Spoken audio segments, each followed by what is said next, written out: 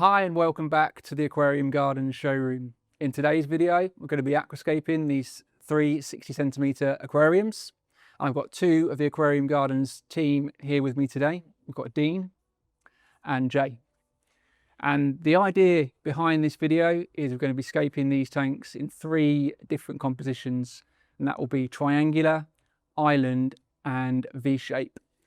And each tank will be different, scaped in their own different styles. So it will hopefully give you some inspiration and ideas for your own 60cm aquarium. I hope you enjoy the video and take care.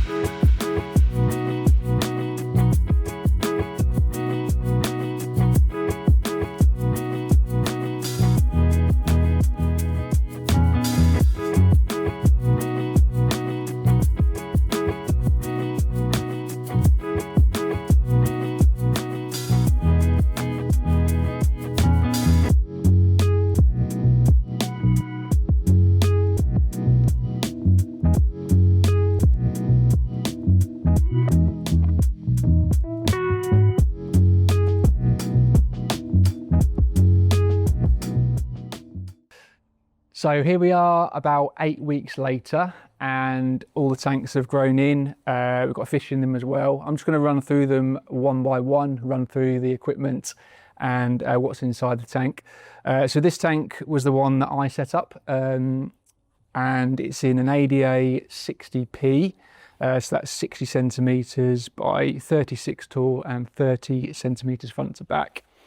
All the equipment I've kept all ADA because I want to do a full ADA setup, which we've never actually had in the showroom before either. So the lighting is an Aquascape Mark II, and we've got a superjet filter on there, ADA light screen, and all the piping and accessories. So it's kind of a full ADA system. So I've really enjoyed having this one, but the kind of results sort of speak to them for themselves really, with the ADA equipment. There's a couple of things that I wanted to touch on specifically. The first one being the light. Now, this light is quite an expensive light. It is a high-end light. It's £600, which is on the higher end for a 60 centimetre tank. But what you're paying for is that ADA colour, that ADA classic colour rendition that everyone loves, and I personally love. It's very heavy on the greens, not so much on the reds. The reds are more subtle, which gives it a more natural appearance. But the contrast in the greens, the different shades of the greens, I really love. And yeah, as I say, the colour in person as well as on camera, it's always, you know, when you're looking at an ADA light, really, you really do. So that's fantastic. And the filtration is something different as well. The superjet filters, now they're very different from our other filters in terms of flow, capacity. They look gorgeous, I must say. They're stainless steel, quality made filter, but the flow is very low compared to other filters, which we kind of question sometimes, but actually, again, the results do speak for themselves. And perhaps the lower flow in a smaller tank has actually got something to be said for as well. So it's gentle enough for the fish, but also powerful enough to move around CO2 and nutrients without bashing the plants or, you know, getting any physical damage to the plants from high levels of flow. So that is, I'm really impressed with the filters, not only from the looks, but from obviously the results that we see in the tank as well. So that's a little bit about the setup that we've got here from the ADA 60p.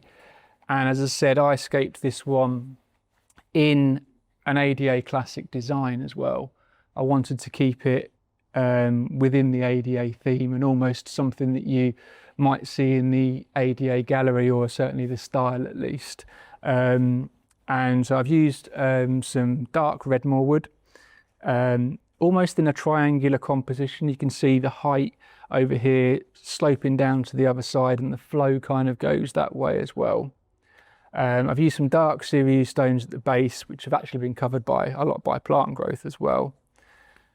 And the planting I wanted to keep quite harmonious and with almost like a theme, and everything running quite naturally and flowing through the scape quite naturally. I didn't just want to plonk this here and there. And also I was looking for like contrasts in different shades of greens as well. So when I was picking out the plants, I wasn't just thinking, oh, this can go there, that can go there. I was thinking, you know, what might this Ludwigia palustris green here, for example, look like against darker mosses, and things like that. So that always comes into play, the different colours of the plants when I'm choosing them. And I also wanted to go quite subtle with the reds. I didn't want to go too overboard with the reds, because a lot of ADA tanks are very green and normally aim for about 10-20% red. So I kept that in mind as well. And we've got the Lysmachia at the front here, which is almost like a pinky red, quite a subtle pastel-y red. And in the background, which you can't actually see yet, but hopefully it will come up later, is the Cryptocoine spiralis red, which is a bit like Cryptocoine balanzai, a long tape-shaped leaf plant. And basically it will grow up the back here and hopefully curl over the top a little bit. So you might see a bit of colour come out of the back right corner there as well. With the rest of the plants, I've kept it almost, I'd say, quite a grassy theme. We've got the Liliopsis and Marsilea combo carpet at the front, which always works really well because those two plants grow quite slowly and one doesn't overtake the other basically, so they work quite well together. And then going through the scape, we've got taller grasses like the Eleocharis Acicularis and Eleocharis vivipara in the background, so quite thin grasses, which do add a lot of depth as well when you go through the scape. If you get in towards the back of the tank with thinner textures, it does almost give more depth. So we've got quite a grassy theme going through the scape with mosses that are winding through the woods as well to give it a bit of contrast. And then at the very top here, we've got the Ludwigia palustris green, which I've also already touched on, which is a much brighter, almost yellowy shade of green. And that gives the most contrast against other greens in the tank. So that really does stand out quite well. And as I say, it's been about 8 weeks, I think 8 or 9 weeks. I can't say the tank didn't go through any issues, because it did. We had the usual diatoms, a little bit of green algae on the rocks, not too bad though, but I'd say diatoms was probably the main thing. And we remedied that a lot with water changes and just good plant growth, really, giving the plants everything they need. So we had the light on full power all the time, lots of CO2, lots of water changes, lots of fertilizer, lots of everything really. And that gives the best possible chance with the plant growth, and that will in turn hinder algae, which is always my advice. I never suggest cutting back anything in order to fight algae. I always say give the plants more of what they need in order to combat the algae. And that's exactly what happened. The diatoms did just fizzle away after a few weeks. You might be inclined to panic a little bit if you get that, which is natural. But if you've done it so many times like I have, you get used to it and you know what's coming. So you can persevere and just ride it out basically, and know the plants will come through. And we're at kind of a stable point now really with the tank. It should, if we keep up with the regular maintenance, it should look like this long term. Lastly is the fish. I've got some glow light rasboras in there, and there's probably about 20 or so. They're quite a subtle fish with this black and orange in the middle of them, this orange stripe that runs right through them.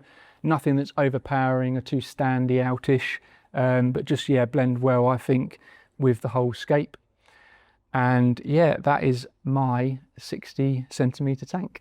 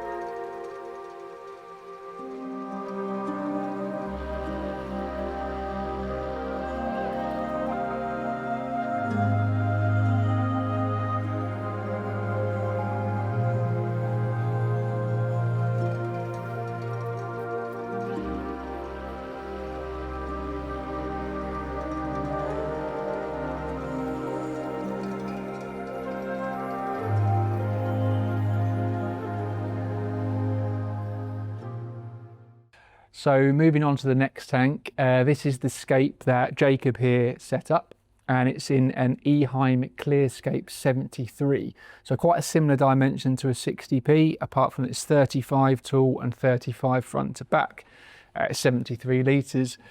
And so before I talk about what the scape itself, the equipment, we are running a Twinstar 600S, so RGB, full RGB lighting. Filtration wise, we've got an Eheim 350T. We love Eheim filters, really good capacity and good flow, solid filters.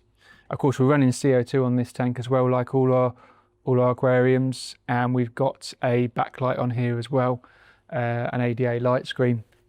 So that's a bit about the equipment. So it's a similar high-end setup. The lighting is, I would say, more of a mid-budget light. but you definitely get, as you can see, more colours out of this. A twin star are kind of known for their red plants and all colours really, but as you can see, the Alternanthera and the Rotala macrandra, you're getting a lot deeper reds from this light. It's a matter of taste whether you kind of like those natural, more subtle reds or those vibrant, impactful reds, and that can help you choose your lighting choice as well. So yeah, if you want good colours and strong lighting, then this is the one for you. Yeah, the filtration as well. A big difference between this and the ADA filter is the flow on the Eheim filters is a lot stronger, and that's what we're used to. We like a good turnover of water, so that the water's being passed through the filter a lot more frequently, and biologically that will filter a lot as well. And the capacity of these filters is quite large as well. You can fit a lot of media, biomedia in there, which long term will pay off as well. And much like the other tank as well, much like my 60p, it didn't go without its problems. We did have a few algae issues as well. The usual diatoms, which we almost get in all tanks, but that comes and goes quite quickly. But we did have a lot of green algae in this one. It's probably because of the strong lighting. And the green algae was mainly on the wood. It wasn't on the plants because the plants were healthy. Generally when you've got healthy plants, you don't get algae on them. But of course the wood is dead. It's not alive, so the algae grows on there. And I was scrubbing it off every week. We used liquid carbon to get rid of it as well. But the ultimate thing that's going to stop the algae long term is the plant growth and a bit of patience as well.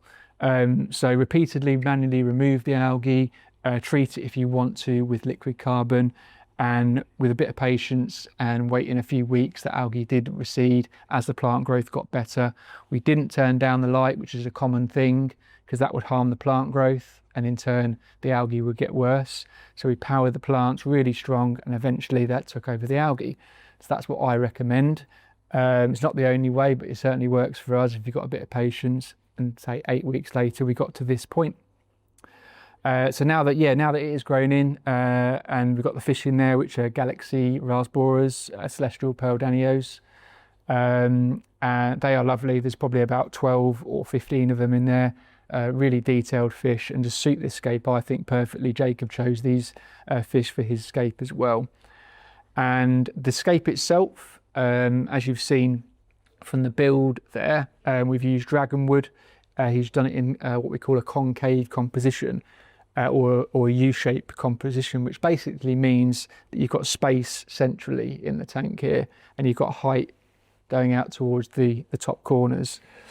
Jacob's also left the left side of the tank a little bit more open as well, because we can view the tank from that side. So that perspective can help you choose your layout of your tank, and depending on where you're looking at it, then choose your composition accordingly for your best viewing position. The dragonwood was all glued down, a lot of glue, as you could see from the Hardscape build, to some stones, and it was really raised up quite high at the back. I really love this layout. It's really impactful. It really comes out. I think Jay's done a great job at creating depth in such a narrow tank as well, only 35 centimeters deep. He's done a great job with that. And the planting choices, some of our favourites, we've got Hemianthus cuba on the floor here, which is the smallest plant in the world actually, but it's a carpeting plant. It's high demands, needs lots of CO2, lots of light. That's where this strong light comes in, and then you will get a nice lush thick carpet. He's dotted in there, which just are coming through still, some little Cryptocorynes. So we've got Cryptocoryne albida brown, we've got Cryptocoryne lutea hobbit. They are slow growing compared to the Hemianthus, so they'll come through in time. Then moving through the scape, we've got Christmas moss on the wood. It's probably one of the smallest mosses we've got, apart from Ricardia, but the texture and the fronds on it are very, very small. It's a beautiful shade of green, not too dark, a bit lighter than some of the other mosses. And that's combined with some trident fern higher up, which is the very, very narrow leafed fern, and that in time can create lovely, beautiful balls of fern on the wood there. And moving through the scape towards the back is where Jay's added lots of colour. So this big bush here is Alternanthera renici mini, which is actually a foreground plant normally, but he's used it in a small tank. He's used it in the background, The substrate's been raised so high, up to about here I think, that you can get away with using it as a background plant quite effectively. And on the other side we're growing some Rotala macrandra, which is a lovely shade of pinky red. It's actually starting to grow out of the tank as well, we've noticed in the last couple of weeks, which is quite fascinating to see. And I think that is all the plants, apart from some Lobelia cardinalis on the sides there, which is a dwarf version of Lobelia. And yeah, that is Jacob's tank, looking great after 8 weeks.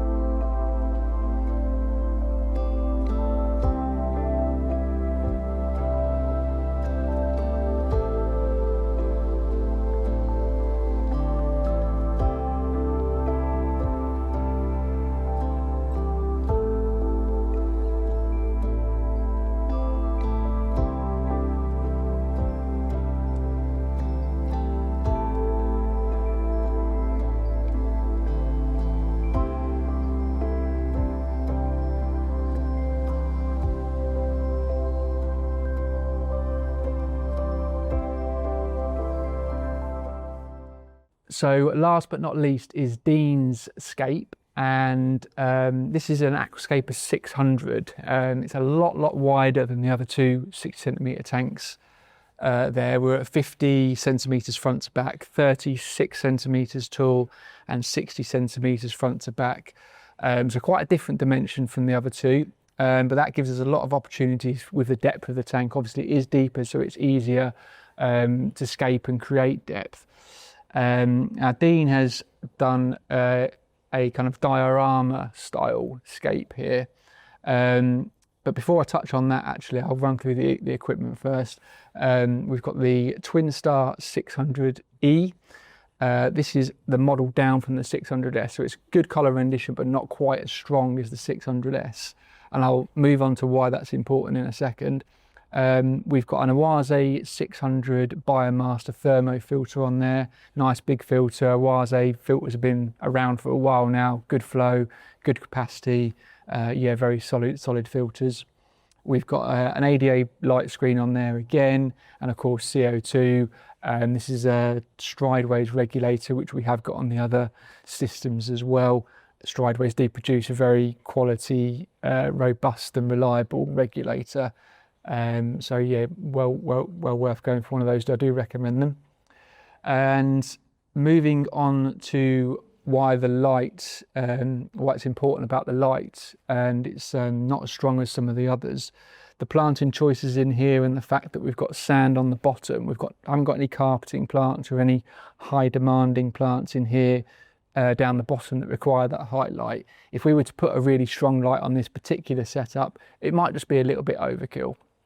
I am a fan of high light, but for the right setup and the right system and the right plants, of course. So considering the plant choices, and this tank is meant to be a little bit more low maintenance, the Twinstar E is more suitable for this setup. Of course, if you want to put carpeting plants in there or perhaps some red plants, then the stronger lights might be the better option. So overall, Dean has produced a diorama style layout. It was actually inspired by some of his travels in Thailand, I believe, and you may have seen some of the famous pictures and he's used some black lava stones to create these kind of islands. And you can imagine like the beaches and the islands with tall mountains and stuff. That's what diorama's about. It's about shrinking down a larger landscape into a smaller aquarium, and that's what inspired this layout. A lot of glue was used to build up the rocks. I think there was one large main stone, but Dean's added more stones to create that height, and we've glued them together to keep them solid long term. Obviously you don't want those falling over in the tank.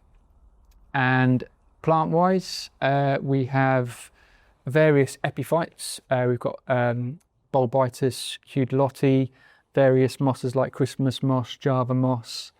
We're even using certain carpeting plants higher up like Micranthemum Monte Carlo. And this kind of big palmy one with the serrated leaf and the orangey colour to it, that's Hygrophila pinnatifida, and that works really well as an epiphyte plant, spreads runners around and attaches to the rock quite easily. I've also got a small Bucephalandra down here, a few low demanding foreground plants like Eleocharis and Marsilea. But on the whole, all the plants are relatively slow growing and quite undemanding, which is perfect for this low maintenance, I would say lower maintenance style aquascape. I think Dean has done a great job. We did have less problems actually with this scape than the other two. I think was talking about algae, various algae in the other two 60 centimetre tanks. This one had no issues at all, which we were really happy with. Sometimes it does happen. I think one thing that did contribute to this was a mature filter. We did put an existing filter on this aquarium, which does make things a bit easier. And the fact that the plant choices and the light was a bit lower, and it is low maintenance style, just makes it a little bit easier on startup. And perhaps despite the complex layout, and the style of the build, the planting choice is actually really easy and does make it a bit more beginner friendly. So that's what it was intended to do. And lastly, the fish in here was some fish that we moved over from another aquarium. We've got some ember tetras and some Rasbora cuboti, also known as green neon rasboras. And they're these lovely tiny little fish, which really help with the scale, I think. We're looking to create a large mountainous kind of scene, and the scale will be lost if we put a larger fish in there. So keeping to those small fish. And the embers, I don't know if you can see them right now, but maybe in some footage afterwards, you'll see the embers really, really red and contrast well against the dark lava stones. So that is the final scape. I hope you've enjoyed this video and the three contrasting styles that we've created. We wanted to put them all into one video as an example for something if you're a beginner and just starting out and wondering what to go for, what plants to choose, what layout to go for, what style to go with. It just gives you three options, like real three contrasting different options. Let us know which ones you enjoy and which one you think you would like to recreate. And again, thank you for watching and take care.